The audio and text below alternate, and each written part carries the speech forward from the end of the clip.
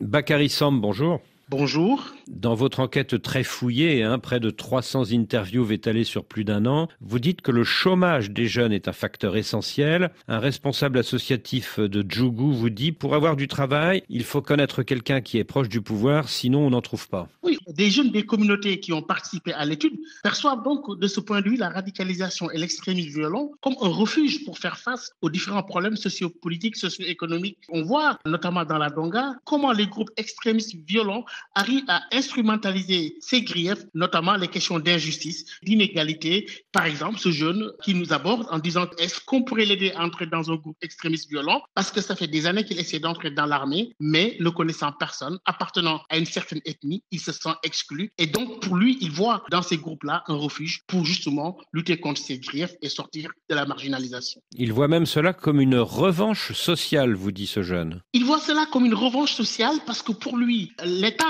et ses représentants locaux l'empêchent en tant que Béninois jouissant de ses droits d'entrer dans une fonction publique, qui est l'armée ou bien dans les forces de sécurité et de défense, pour véritablement vivre sa passion, la passion des armes. Du coup, il se voit attiré par les groupes extrémistes violents qui se présentent comme des protecteurs des communautés ostracisées et jouent cette carte de la division et essayent de dire à des communautés ostracisées, marginalisées, que nous sommes vos protecteurs. Autre facteur de radicalisation, dites-vous, dans les provinces du nord du Bénin à majorité musulmane, la compétition religieuse entre prédicateurs, les uns salafistes, les autres de la confrérie soufie Tidjania. Oui, on le voit bien, ces velléités internes au sein de la communauté musulmane, aussi bien dans la Donga comme à Djougou ou à Waké, expriment le degré d'ancrage des courants wahhabites qui contestent les groupes soufis comme la Tidjania. Là, les prêcheurs bâtissent toute une stratégie basée sur l'humanitaire et le travail social et on voit que ces organisations, via des ONG qui reçoivent des financements, commencent à se substituer à l'État. Et on voit là une dynamique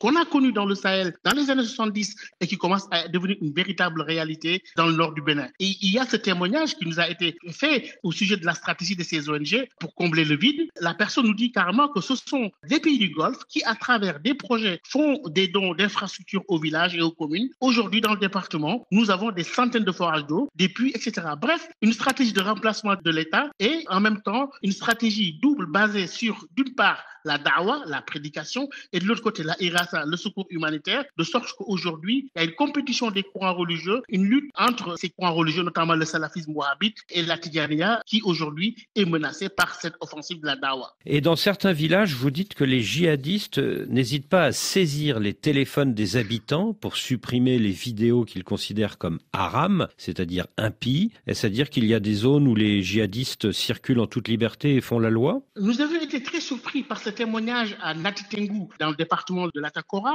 où les jeunes vous disent qu'ils reçoivent des messages, qu'ils ont eu des nouvelles de certains jeunes qui ont été rappelés par les gens de la brousse et qui les incitent à les rejoindre, de la même manière que l'on voit un jeune qui témoigne de l'existence de centres de formation en disant que lorsque les jeunes quittent ces centres de formation et reviennent dans le village, ils commencent à avoir un comportement qui inquiète la communauté. D'après votre enquête, le département le plus vulnérable aux djihadistes, c'est celui de l'Atakora, limitrophe du Burkina. Vous y racontez la stigmatisation des Peuls et aussi ce que les habitants appellent les gens de la brousse, c'est-à-dire des groupes djihadistes armés qui circulent pour aller du Togo au Burkina et qui du coup sont en contact permanent avec la population. Est-ce qu'on peut parler de familiarisation? Il y a une forme de familiarisation, il y a une forme aussi de stratégie qui fait que les populations locales sentent que ces gens de la brousse maintenant font partie de leur quotidien. Du coup, je pense que la bonne stratégie des autorités serait d'avoir une approche mixte. C'est-à-dire, autant il est important de gérer les impératifs et les urgences sécuritaires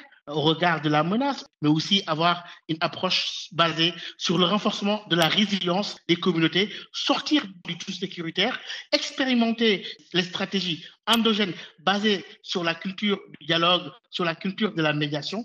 Les jeunes que nous avons vus se déployer en médiateurs, des jeunes engagés dans leur communauté, montrent qu'il y a encore des ressources au sein de la société béninoise qu'il faudrait explorer dans le nord du Bénin. Bakary Samb, merci.